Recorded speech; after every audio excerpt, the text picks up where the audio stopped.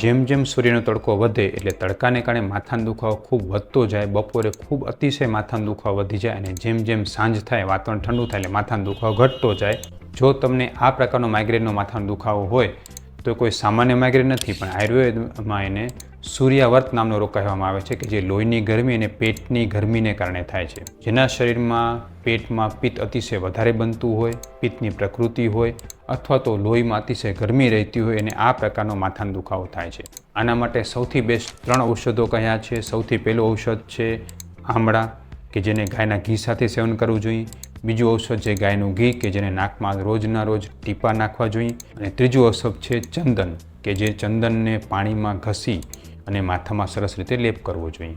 આ ઉપાય કરવાથી શરીરની ગરમી ઓછી થાય છે, લોહીની ગરમી ઓછી થાય છે અને માથું ધીરે ધીરે ઓછું થાય છે. એટલે જો તમને ઉનાળામાં આ પ્રકારનો માથાનો દુખાવો થતો હોય તો આ 3 ઉપાય ખાસ અપનાવો, કારણ કે તમારા સ્વાસ્થ્યની જવાબદારી અમારા ઉપર. સ્વસ્થ રહો, મસ્ત રહો.